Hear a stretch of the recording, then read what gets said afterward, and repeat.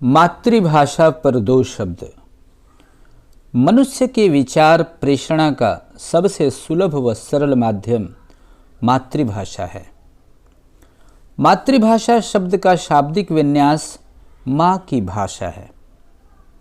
हमारे यहाँ जन्म स्थान को जन्मभूमि तथा माता पिता, सगे संबंधी एवं जिस परिवेश में पलकर बड़ा हुआ है वहाँ की भाषा को मातृभाषा कहा गया है। वैसे तो मनुष्य का स्वभाव होता है कि वह जिस परिवेश में रहता है वहाँ की भाषा को सीखने का प्रयास करता है, लेकिन अपने अंदर जन्म लेने वाले शब्दों को सबसे अधिक अपनी मातृभाषा में ही अभिव्यक्त कर सकता है। आधुनिक युग के महान भाषाविद श्री प्रभात रंजन सरकार ने अनुसंधान कर ज्ञात किया है कि भारतवर्ष में मातृभाषा के रूप में 44 भाषाएं बोली जाती हैं तथा इन मातृभाषाओं का साहित्य एवं इतिहास लंबा एवं विशाल है। भारतवर्ष के आधुनिक राष्ट्र निर्माताओं की दृष्टि इस ओर गई, लेकिन वे संपूर्ण न्याय नहीं कर सके। यदि भाषा मात्र शब्दों का समूह अथवा अपनी बात दूसरों तक पहुंचाने का साधन होता तो विश्व भाषा अथवा राष्ट्रभाषा को सीखने मात्र से ही मनुष्य का काम चल सकता था। लेकिन भाषा तो संस्कार, सभ्यता एवं संस्कृति की वाहक है, जो सदियों से सभ्यता की कोख में पड़े सद्गुणों को अभिप्रकाशित करती रहती है। यद्यपि यह सत्य है, भाषाओं की जन्म कुंडली प्राकृत भाषा से जुड़ जाती है, तथापि परिवेशगत लंबी यात्रा एवं विभिन्न संस्कृति को मिलने से जिस परिवेश में जिस भाषा ने जो रूप निखारा है वह वहाँ की संस्कृति की आत्मा बन गई है। यदि किसी भाषा को बलात् मृत्यु के मुख में भेजा जाएगा तो न केवल वह भाषा मरेगी, अपितु वह अपने साथ वहाँ की संस्कृति एवं संस्कारों को लेकर भी मर जाएगी। वहाँ मनुष्य तो दिखाई देंगे, लेकिन वे वहाँ किसी आयातित संस्कृति को लेकर जीवित शव के रूप में खड़े मिलेंगे। किसी ने ठीक ही लिखा है, मनुष्य को मारने का सबसे बड़ी विधा उसके अंदर जन्म लेने वाले विचारों को मार दो। मातृभाषा के प्रति हमारे राष्ट्र निर्माताओं की इस अपूर्ण दृष्टिकोण ने भारतवर्ष के बहु विविधता से भरे संस्कारों का गला घोंट दिया है। यही कारण है कि भारतवर्ष के राजनेता चाहकर भी एक देश का निर्माण नहीं कर पा रहे।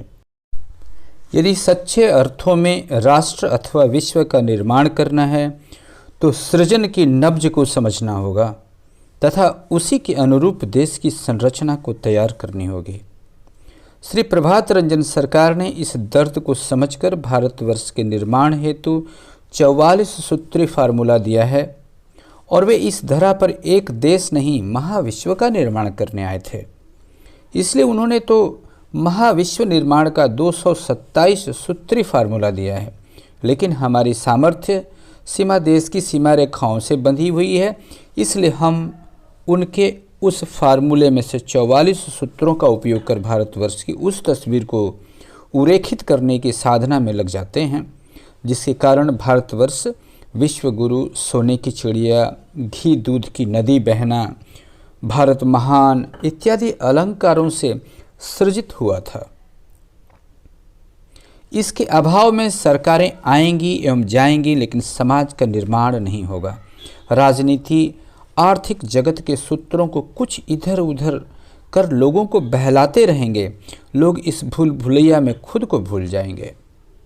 मातृभाषा के वंदन दिवस पर हमारा आपसे एक ही निवेदन है कि भारतवर्ष को मृत्यु के मुख में धकेल रही राजनीति के विकराल हाथ से भारतवर्ष को बचा लो। भारतवर्ष बच गया तो हम सभी बच जाएंगे, अन्यथा हम सभी स्वाहा हो जाएंगे।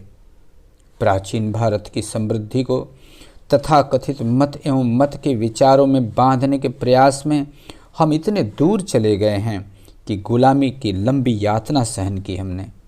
तत्पश्चात भारत में आने वाले प्रजाति ने भारतवर्ष को व्यक्ति विशेष के विचारों में बांधने के प्रयास में दूसरी सुदूर देश की हुकूमत के सामने समर्पित कर दिया अपने आप को। फिर उन्होंने भी भारत को एक विचारधारा की डोर बांधने के प्रयास में साक्षर भारतीयों के हाथ में आधा अधूरा देश देकर उन्हें जाना पड़ा। हमारे साथ इस स्थिति में ऐसा हुआ कि जिनके हाथ में देश गया वे पढ़ना लिखना तो जानते थे, लेकिन गढ़ना नहीं जानते थे। उसके अभाव में वही भूल कर बैठे जो मत पंथ के अनुयायी ने की थी। उन्होंने भारत को एक दो राष्ट्र नेताओं में बांधने की कोशिश में जन्म ले लिया नए व्यक्तित्व की अपूर्ण विचारधाराएं। अब भी यदि भारतवर्ष को इन विचारकों की अपूर्ण विचारधारा में देश को देखते रहे तो देश चला जाएगा छंद पूंजीपतियों की गोद में और देश को मिलेगा वैश्य तंत्र का विकराल दैत्य, जिसका वर्णन हम पुराणों की कथा कहानियों में सुनते आए हैं। भारतवर्ष को ऐसा नहीं बनाना है तो श्री प्रभात रंजन सरकार ने जो विश्व निर्माण का ध्वज उठाया है उसे लेकर चलना होगा। यहाँ एक बात स्मरण रखें कि श्री प्रभात रंजन सरकार का कथन मेरा नहीं मेरे आदर्श का प्रचार करो, अर्थात श्री प्रभात रंजन सरकार में विश्व को नहीं लेकर चलना है। श्री प्रभात रंजन सरकार जिस दिशा में विश्व को लेकर जाना चाहते हैं उसी दिशा में चलना है और वही धर्म है। इसलिए शास्त्र मनुष्य को धर्म की ओर गति करने की सलाह देता है। हे मनुष्यों, मातृभाषा के दिवस पर एक संकल्प धरो।